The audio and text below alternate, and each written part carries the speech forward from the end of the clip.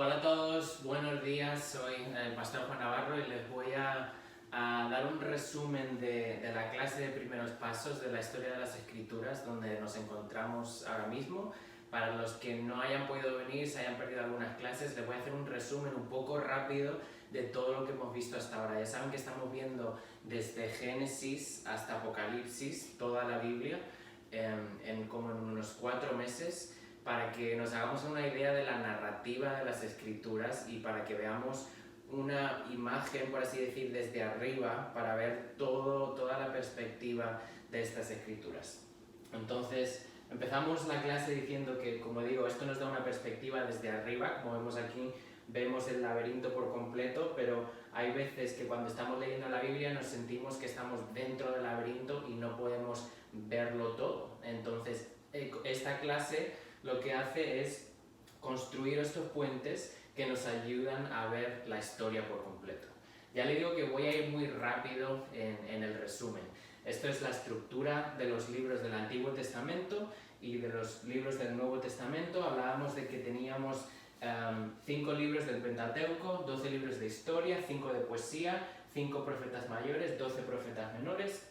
Y en el Nuevo Testamento, bueno, antes de eso decíamos que estos 3 ocurren en el tiempo de la historia, no ocurren después, los tenemos después en la Biblia, pero ocurren en el tiempo de la historia. En el Nuevo Testamento tenemos 4 evangelios, un libro de historia, que es el libro de Hechos, 21 cartas o epístolas, y el último libro de profecía, que es Apocalipsis. Me voy a saltar unas cosas. Empezamos a hablar en Génesis 1 de la creación y de cómo era todo bueno. Dios creó todo, solo hay un Dios que es el creador de todas esas cosas, y hablamos de que la creación era buena. Luego hablamos de cómo los humanos fueron la culminación de la creación y Dios dijo que eran muy buenos. Vemos al hombre en el jardín, les dio unas reglas, que no comieran del árbol del conocimiento del bien y del mal, y la consecuencia, ¿cuál era? La muerte. Esa era la consecuencia.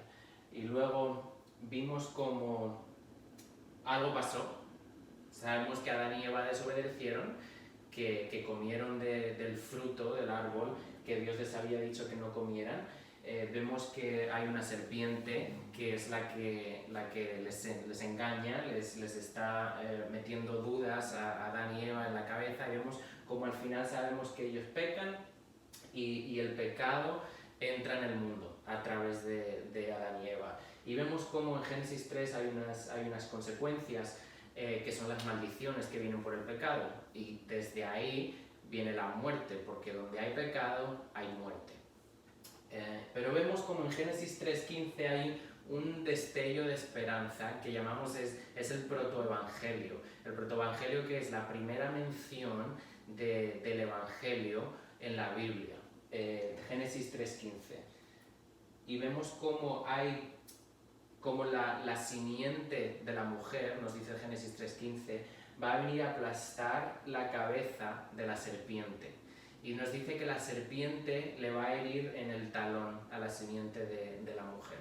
Esta es la primera mención, ya le digo, del evangelio, por así decir, y la esperanza que tenemos de que esto va, de que la simiente de la mujer va a venir a aplastar la cabeza de la serpiente, que fue la que engañó a Adán y Eva.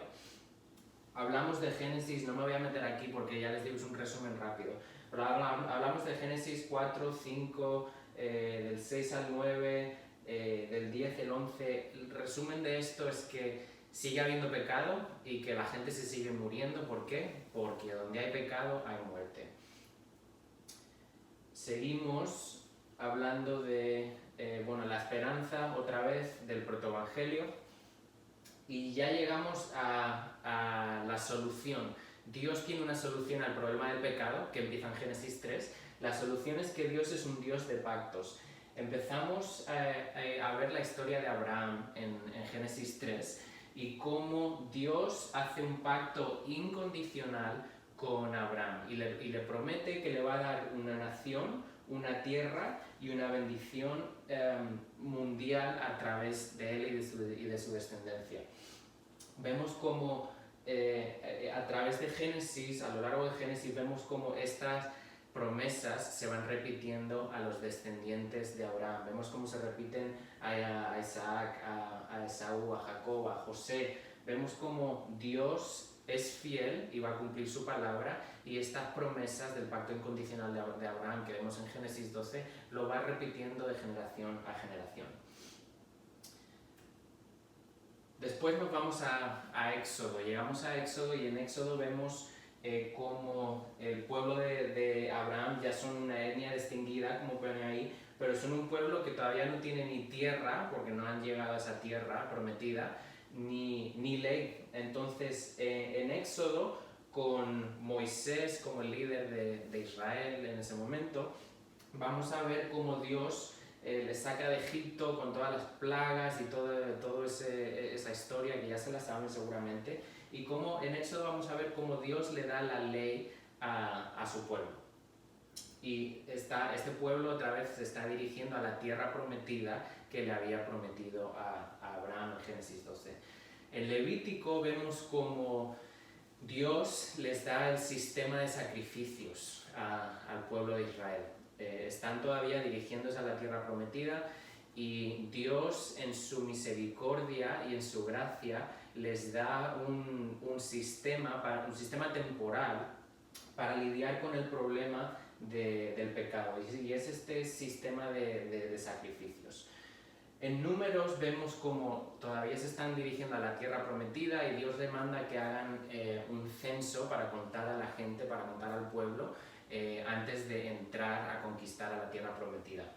En Números vemos la historia de los 12 espías que mandan a ver quién vivía en la tierra prometida y cómo era y todo eso, y vemos cómo los 12 espías vuelven, y solamente Josué y Caleb son los que dicen que tienen que ir a conquistarla, como Dios les había dicho. Los otros espías dijeron que no, que los iban a matar, que eso era peligrosísimo y que no podían ir a la tierra prometida. Entonces, como no cumplen la palabra de Dios, como no obedecen, porque al final decidieron no ir a la tierra prometida, no ir a conquistarla como Dios les había dicho, Dios les disciplina. Entonces, como desobedecen a Dios, hay una consecuencia. Como pone aquí, esa generación, toda la generación, menos Josué y Caleb, mueren sin ver la tierra prometida. Y después en Números vemos como hay otro censo de la siguiente generación. El siguiente libro fue de Deuteronomio. En Deuteronomio vemos cómo se repite otra vez la ley que ya le había dado Dios a Moisés y al pueblo en Éxodo. En Deuteronomio se repite para esta segunda generación que no ha nacido con esa ley, por así decir. Entonces se vuelve a repetir la ley que Dios ya le había dado a Moisés y a su pueblo en Éxodo. Otra cosa que vemos en Deuteronomio 28, son las bendiciones y las maldiciones que hay por desobediencia o por obediencia a la ley. Dios dijo, si obedeces mi ley, va a haber bendiciones. Si desobedeces el pacto que he hecho, porque Dios hizo un pacto con Moisés y con el pueblo, ese pacto no fue incondicional como el de Abraham, ese pacto fue condicional, y estas son las condiciones. Si me obedeces, bendiciones. Si me desobedeces, va a haber maldiciones. Y este capítulo es súper importante en la historia de Israel, porque vamos a ver cómo Israel va a desobedecer mucho a Dios y cómo va a haber consecuencias de acuerdo con el pacto que hicieron con Dios, pacto condicional. Ese es el pacto de Moisés. En Josué, el siguiente libro, vemos como al final el pueblo de Israel entra a la tierra prometida, como Josué como líder ahora. Entran a esa tierra prometida y la conquistan, se reparten la tierra entre las 12 tribus de Israel. Jueces es un libro en el que vemos como los israelitas habían empezado ya a adorar a otros dioses, como les digo, están desobedeciendo el pacto de Dios, y en Jueces vemos como hay un ciclo, como ven aquí en este punto, hay un ciclo en el que el pueblo de Israel peca, y como decíamos, si hay desobediencia al pacto que va a haber, consecuencias, maldiciones. Entonces vemos cómo hay opresión, después de ese pecado hay una opresión al pueblo de Israel. Normalmente son otras naciones que les conquistaban, que les invadían, y vemos cómo después de eso el pueblo de Israel se arrepiente de su pecado. Vienen a Dios, se arrepienten de su pecado, y después vemos cómo Dios manda a un libertador o a un juez para liberar al pueblo de Israel. Vemos ese ciclo en el libro de Jueces una y otra vez y una y otra vez. Después vimos el libro de Ruth, libro precioso en el que vemos como una moabita, que no era israelita, era moabita, una extranjera, se mete en la genealogía del rey David, que va a ser la genealogía del Mesías, de Jesucristo, por su fe en Dios. No voy a entrar en detalles porque ya les digo que es un resumen rápido que estamos haciendo. Empezamos con esta sección de Primera de Samuel, donde empezamos a ver a Samuel, uno de los grandes profetas de este tiempo, y vamos a empezar en este tiempo a ver a los reyes. El rey de Israel debía ser Dios, pero los israelitas empezaron a pedir un rey, un rey, como tenían las naciones de alrededor.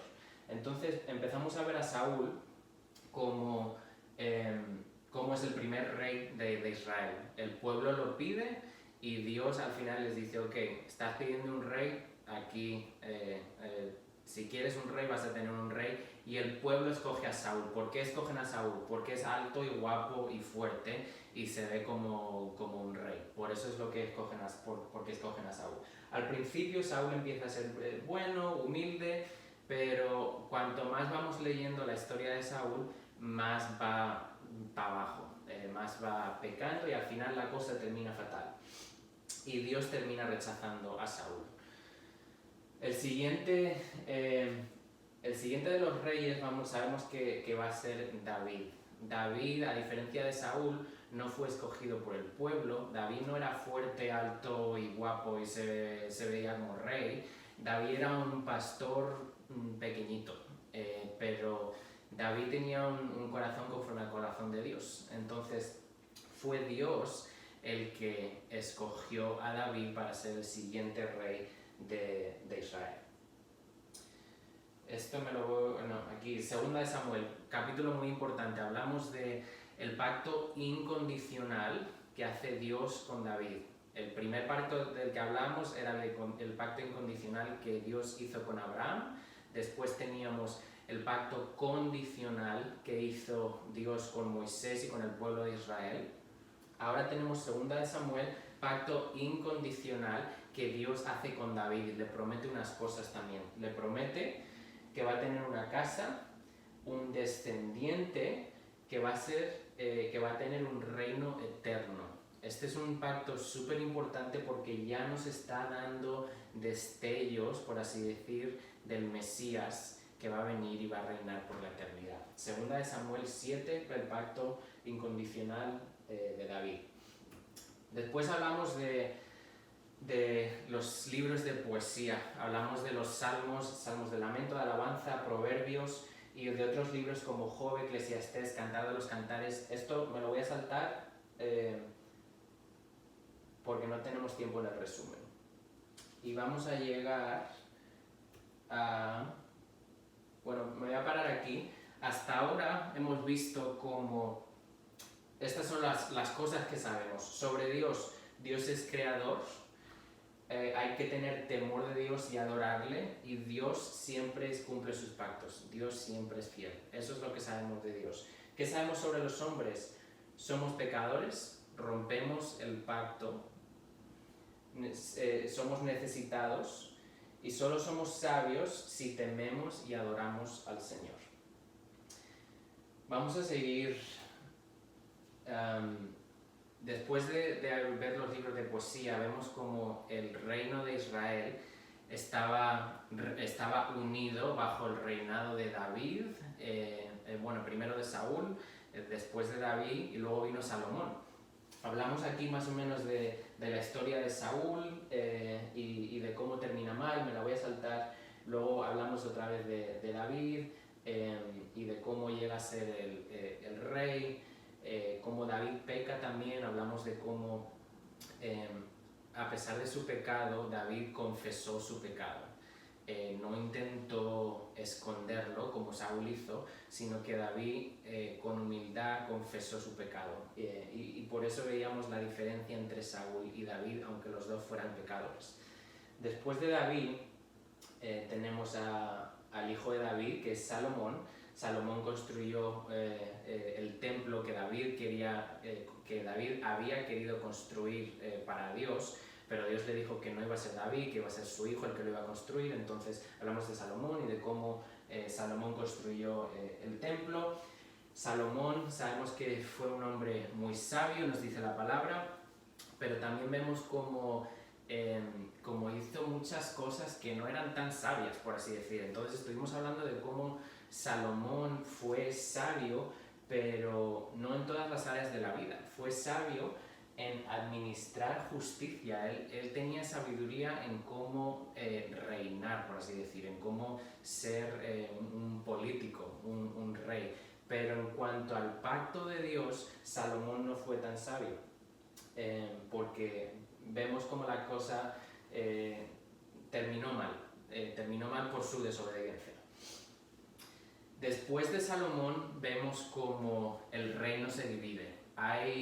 No me voy a meter en detalles, pero hay una guerra civil, por así decir, y el reino se divide entre el norte, que es de Israel, y el sur, que va a ser Judá.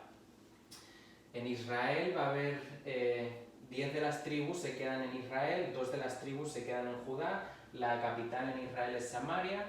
Todos los reyes que hay en Israel, después de que el reino se divide, todos los reyes hablamos de que fueron malos. En Judá se quedan 2 tribus, capital en Jerusalén. Hay unos pocos reyes buenos, yo diría que solamente hay 2, que son Ezequías y Josías. Durante la etapa del reino dividido, nos encontramos con otros personajes, con otras personas que son los profetas.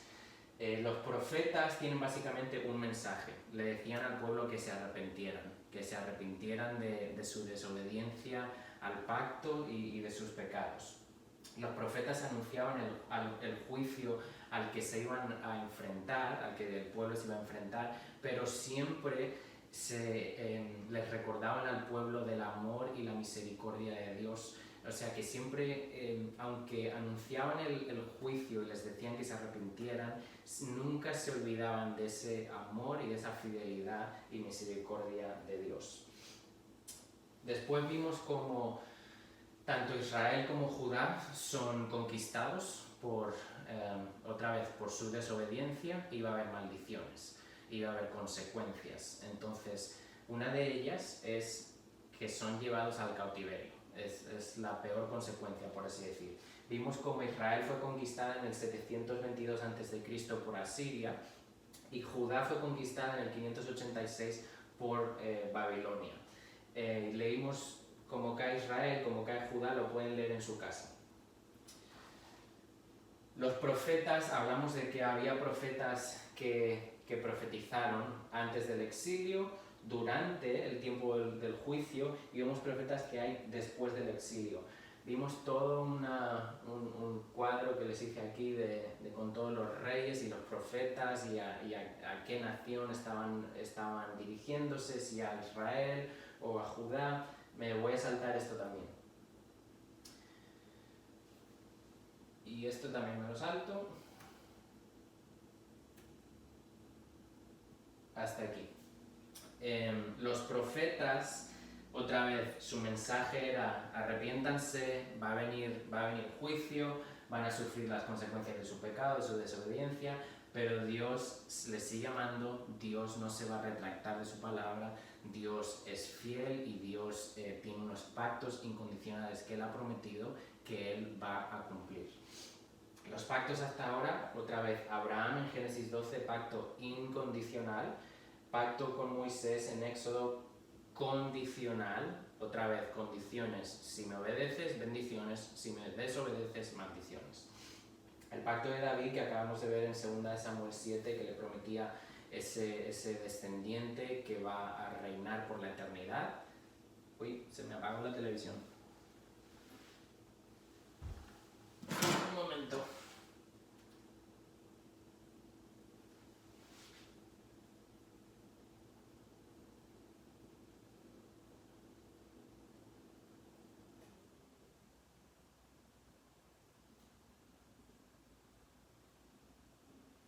Ahí está. Los problemas del directo. Y al final tenemos un nuevo pacto que van a anunciar los profetas. En concreto Jeremías nos detalla este nuevo pacto que va a venir. Un pacto que va a ser mucho más grande que el pacto anterior, el pacto de Moisés. Y este nuevo pacto nos habla de esto, de que es algo que está por venir, un pacto diferente al antiguo, nos habla de que va a ser un pacto con Israel, un pacto con Judá, nos habla de que Dios va a ser el Dios de su pueblo, que ellos serán mi pueblo, dice, Dios estará entre su pueblo. No tenemos mucho más detalles en Jeremías, no nos da mucho más detalles, pero sabemos que es un pacto que va a ser mucho mejor que el pacto anterior y nos da un poco de esperanza. Aquí tienen más pasajes que hablan de este pacto, los pueden leer en su casa. Después de esto estuvimos hablando del tiempo entre los testamentos, entre los profetas y el Nuevo Testamento. Hay mucha gente que dice que este es un tiempo de silencio porque hay 430 años entre Malaquías, el último de los...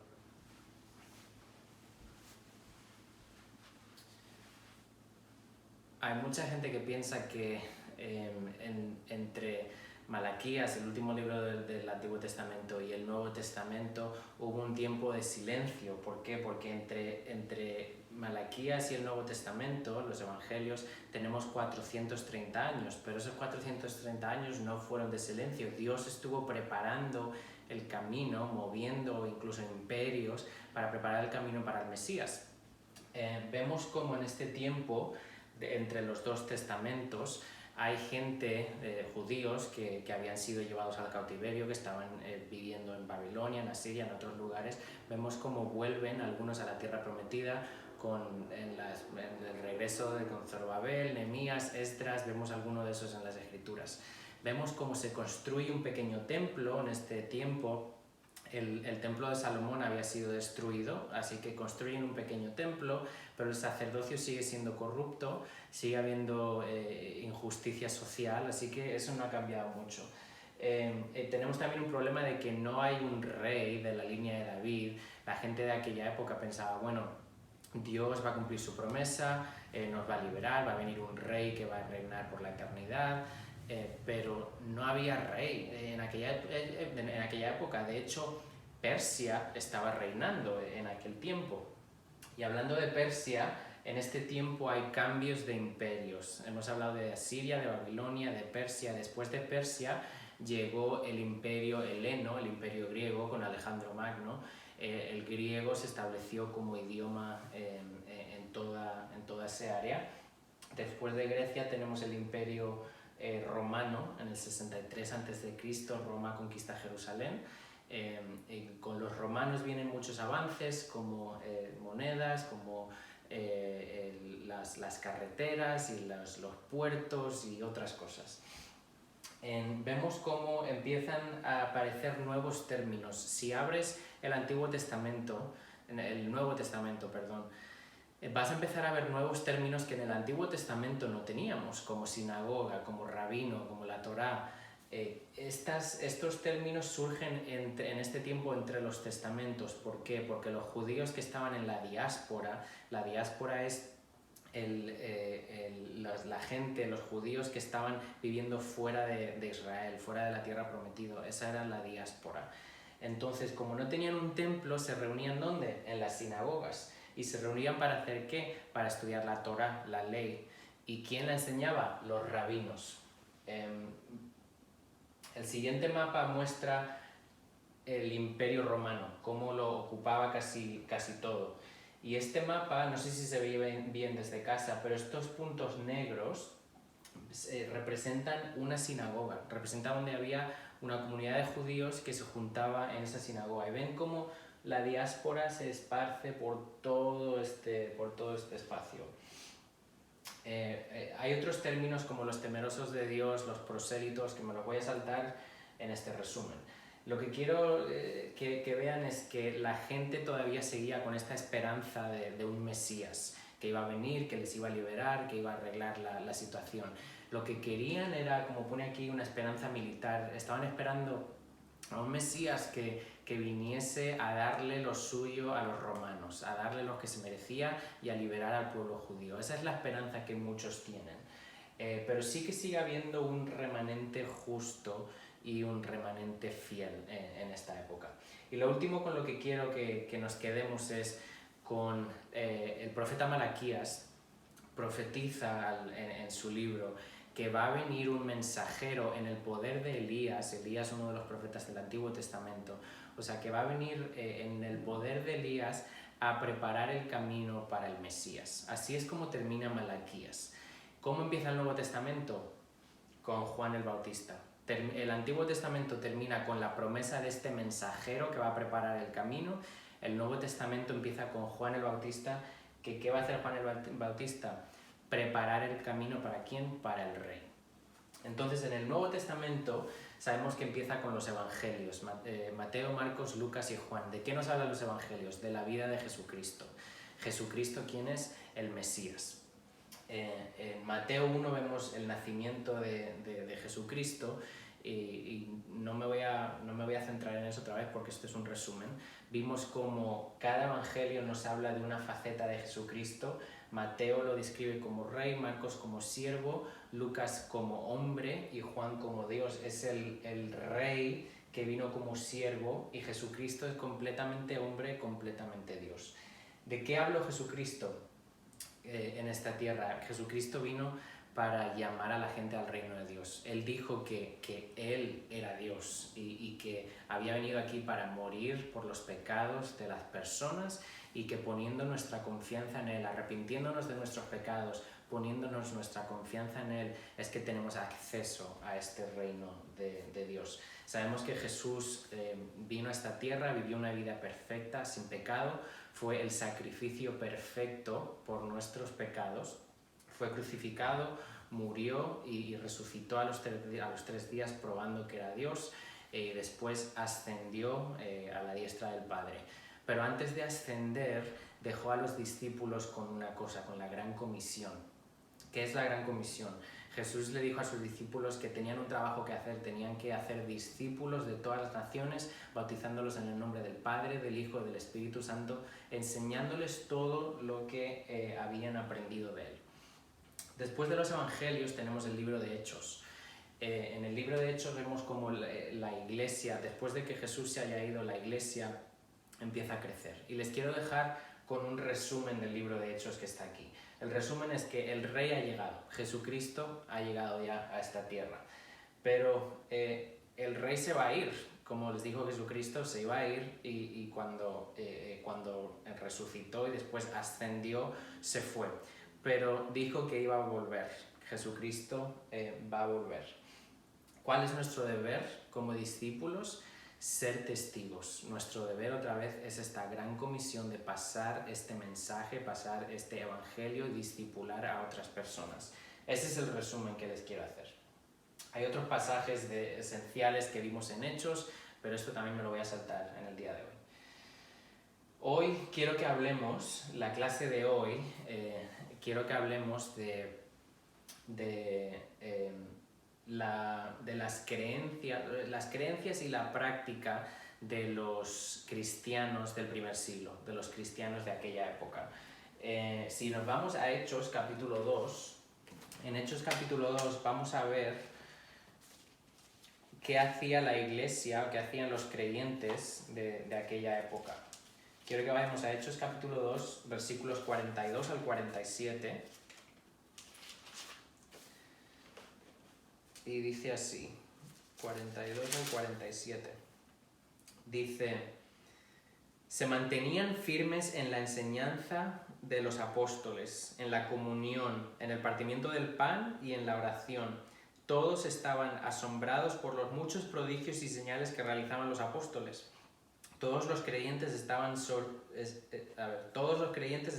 juntos y tenían todo en común. Vendían sus propiedades y posesiones, compartían sus bienes entre sí según la necesidad de cada uno. No dejaban de reunirse en el templo ni un solo día. De casa en casa partían el pan y compartían la comida con alegría y generosidad, alabando a Dios y disfrutando de la estimación general del pueblo. Y cada día el Señor añadía al grupo los que iban siendo salvos. ¿Qué quiero que veamos de aquí? Un par de cosas. Quiero que veamos... A ver, un momento.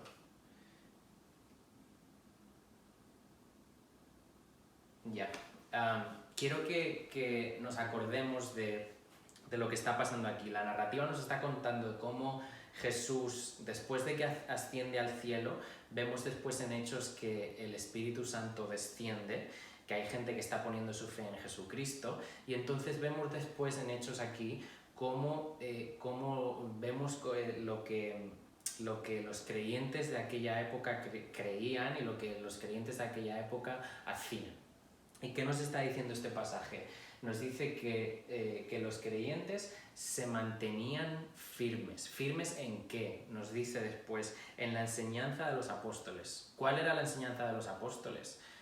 Lo que habían aprendido de Jesucristo. Eso era la enseñanza de los apóstoles, que somos pecadores, que necesitamos un Salvador, que ese Salvador es Jesucristo, que vino a esta tierra, que es el Hijo de Dios, que vivió una vida perfecta, que murió como sustituto por nuestros pecados, que resucitó al tercer día probando que era Dios y que ascendió y que va a volver, que va a regresar. Esa es la enseñanza de los apóstoles. Después nos habla de la comunión. En la comunión vemos cómo estaban juntos, cómo los creyentes se juntaban para estudiar las enseñanzas y estaban en el mismo lugar. Yo sé que ahora nosotros no podemos estar en el mismo lugar por la situación en la que estamos, pero por lo menos tenemos esta tecnología para sentirnos más cercanos. Nos habla también del partimiento del pan. El partimiento del pan puede referirse a que comían juntos, igual que nosotros lo hacemos también, pero en este caso yo creo que se refiere a la cena del Señor. Se juntaban para recordar lo que Jesucristo había hecho por ellos en la cruz a través del pan y de la copa. Lo siguiente que vemos es la oración. No nos podemos olvidar de la importancia de la oración en nuestras vidas, tanto en grupo, como lo hacían ellos, como en nuestra vida privada. Eso es algo que ya vemos como los creyentes del primer siglo de aquella época ya lo estaban haciendo. Otra vez nos dice que estaban juntos, la importancia de esa unidad de los creyentes. Y lo último que nos dice es que estaban con alegría y generosidad, nos dice.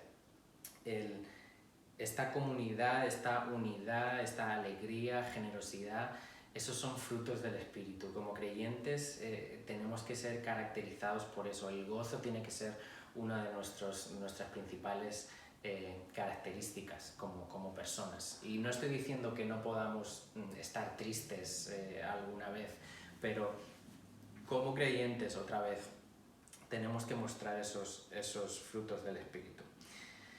Quiero que nos acordemos aquí de que los cristianos se juntaban para estudiar lo que Jesús les había enseñado, otra vez la enseñanza de los apóstoles. Y lo que quiero que veamos es que desde el principio del cristianismo hay cosas que los cristianos creían y que los cristianos hacían que definen al cristianismo, que definen a la fe cristiana. Y a esto le vamos a llamar ortodoxia, como pone aquí. La ortodoxia son las enseñanzas que definen a la fe cristiana. Pero ¿cuáles son estas enseñanzas? ¿Cuáles son estas enseñanzas básicas? Quiero enseñárselas. Desde el principio de los tiempos se ha creído que estas son enseñanzas básicas, la ortodoxia básica del cristianismo. La primera nos dice que hay un solo Dios, que es el creador de todas las cosas, como hemos visto desde el principio de esta clase, desde Génesis. Hay un solo Dios y Él es el creador y la creación es buena. o era buena. Y la segunda es que Jesús es completamente Dios y completamente hombre. Eso se llama la unión hipostática, es un término teológico. Completamente Dios, completamente hombre en la persona de Jesús. Él es el Hijo de Dios que fue enviado por Dios, que fue encarnado, que sufrió y murió en la cruz por nuestros pecados y sabemos que resucitó al tercer día. Esto es básico del cristianismo. La 3, la redención de la creación no es solo espiritual, también es física. Sabemos que al igual que Jesucristo murió y resucitó en su cuerpo, nosotros vamos a seguirle. Y nos dice la palabra que, que cuando Él regrese vamos a resucitar y que un día vamos a tener cuerpos glorificados. Entonces, esta redención incluye no solamente lo espiritual, sino lo físico. Y por último, solo hay salvación a través de Jesús y Él es digno de gloria. Jesús no solamente fue un maestro, Jesús no solamente fue un profeta, Jesús es igual a salvación. Entonces, por eso, por lo que Él hizo en esa cruz, la palabra nos dice que Él es digno de toda la gloria como Hijo de Dios que es. Quiero que vayamos ahora a la palabra, a la Biblia, para ver qué nos dice la Biblia de estas creencias, de esta ortodoxia básica del cristianismo. Aquí se las he puesto, son siete creencias ortodoxas, otra vez, y sacadas directamente de la palabra. Así que vamos a leerlas una a una. Vamos a ir con la escritura primero, a ver qué nos dice la palabra de la palabra misma. En 2 de Timoteo 3:16 nos dice lo siguiente. A ver. Dice: toda la escritura es inspirada por Dios y útil para enseñar, para reprender, para corregir y para instruir en la justicia, a fin de que el siervo de Dios esté enteramente capacitado para toda buena obra. Y luego no voy a leer 2 de Pedro, pero 2 de Pedro nos habla de cómo Dios usó a hombres inspirados por el Espíritu Santo para escribir la palabra. La palabra otra vez viene de Dios, está inspirada por Dios, aunque Dios usó a hombres para escribirla, inspirados por Él. La palabra no tiene error porque viene de Dios, y la palabra es autoritaria porque está hecha para que nosotros la obedezcamos. La segunda, la Trinidad. En el cristianismo creemos en un solo Dios en tres personas: Dios Padre, Dios Hijo y Dios Espíritu Santo. Voy a leer solamente el primer versículo, Mateo 28:18, pero les voy a invitar a que se lean los otros versículos en casa. Mateo 28:18 dice, vamos a ver, Mateo 28:18, este es Jesucristo diciendo: se me ha dado toda autoridad en el cielo y en la tierra. Otra vez, un versículo mostrando la divinidad de Cristo, pero otra vez, Trinidad, un solo Dios, tres personas: Padre, Hijo, Espíritu Santo. Jesucristo, vamos a ver qué nos dice la palabra sobre Jesucristo. Ya hemos dicho que Jesucristo es completamente Dios, completamente hombre. Vamos a Colosenses, capítulo 2, del 9 al 10, y dice lo siguiente: toda la plenitud de la divinidad habita en forma corporal en Cristo, y en Él, que es la cabeza de todo poder y autoridad, ustedes han recibido esa plenitud. Otra vez, Cristo, completamente Dios, completamente hombre, que vino a vivir, vino a esta tierra encarnado como persona, como hombre, vivió una vida perfecta, cumplió la ley a la perfección, la única persona que nunca ha pecado, y por eso fue el sacrificio perfecto como sustituto por nuestros pecados. La humanidad, ¿qué dice Romanos 3? Se apagó la televisión otra vez. Romanos 3 nos habla, no quiero enseñarles a Trump ni al coronavirus. Déjenme un momento. So we're 6 days in. A ver.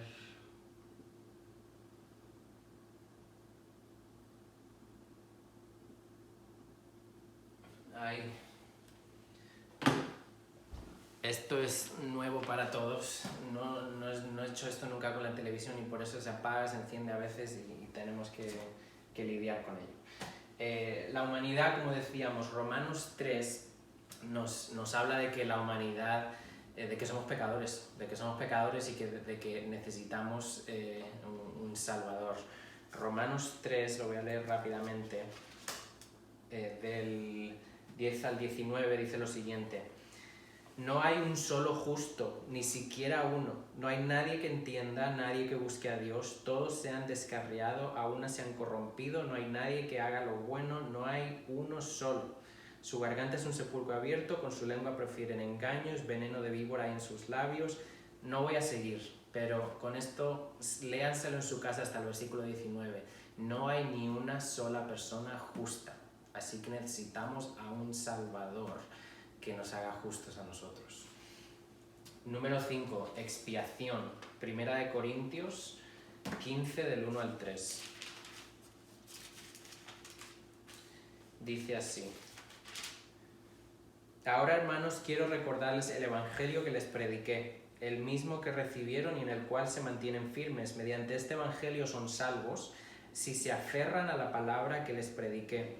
De otro modo, habrán creído en vano. Porque ante todo les transmití a ustedes lo que yo mismo recibí, que Cristo murió por nuestros pecados, según las Escrituras, que fue sepultado, que resucitó al tercer día, según las Escrituras. Eso es lo que les quiero dejar. Jesucristo murió por nuestros pecados. Él fue la expiación de nuestros pecados. Él fue el sustituto de nuestros pecados. A través de Él, a poner nuestra fe en Él por lo que Él ha hecho en esa cruz por nosotros, es que recibimos su justicia. Somos justificados y recibimos el perdón de pecados.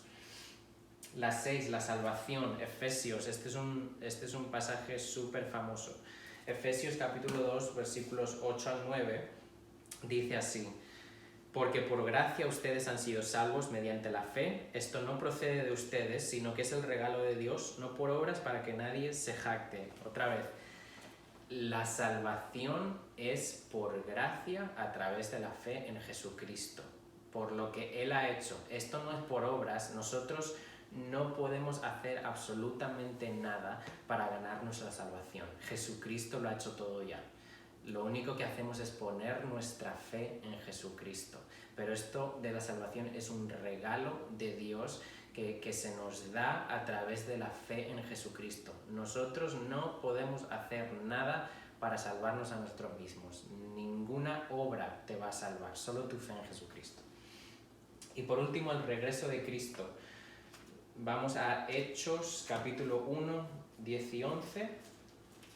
Y el otro versículo, también vamos a leerlo. Capítulo 1 del 10 al 11 dice: ellos se quedaron mirando fijamente al cielo mientras él se alejaba. De repente se le acercaron dos hombres vestidos de blanco que le dijeron: Galileos, ¿qué hacen aquí mirando al cielo? Este mismo Jesús que ha sido llevado entre ustedes al cielo vendrá otra vez de la misma manera que lo han visto irse. Promesa de que Jesucristo va a volver. Vamos ahora a 1 de Tesalonicenses, que nos va a dar más detalles de cómo va a volver Jesucristo. 1 de Tesalonicenses capítulo 4, versículos 16 y 17. Dice: el Señor mismo descenderá del cielo con voz de mando, con voz de arcángel y con trompeta de Dios, y los muertos en Cristo resucitarán primero. Luego los que estemos vivos, los que hayamos quedado, seremos arrebatados juntos con ellos en las nubes para encontrarnos con el Señor en el aire, y así estaremos con el Señor para siempre. Jesucristo va a regresar y los muertos que hayan que pusieron su fe en Él serán resucitados. Los que sigan vivos o sigamos vivos seremos arrebatados, pero lo que sabemos es que va a regresar a por su pueblo, a por nosotros, y que vamos a pasar la eternidad con Él. Estas son creencias otra vez ortodoxas. Esto es la ortodoxia cristiana, son creencias básicas. Si no crees en esto, si no crees en lo que dice la palabra, entonces no eres cristiano.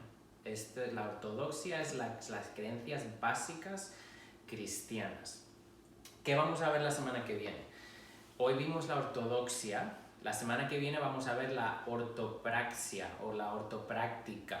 Cómo vamos a aplicar todas estas cosas a nuestras vidas. Y vamos a empezar a ver en las epístolas, las cartas que escribió Pablo, la mayoría, vamos a ver cómo todos estos principios los aplicamos de manera práctica a nuestras vidas para vivir como Dios quiere que vivamos. Así que eso es todo por hoy.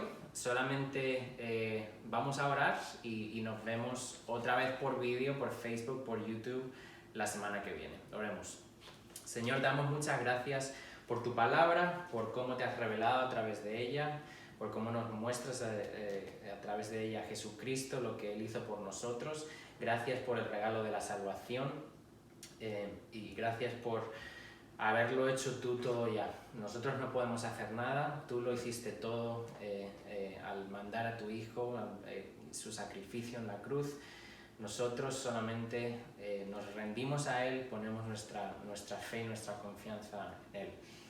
Señor, gracias por estas enseñanzas. Te pedimos que nos ayudes a aplicarlo todo a nuestras vidas y a obedecer tu palabra. Y te pedimos hoy por toda esta gente que está sufriendo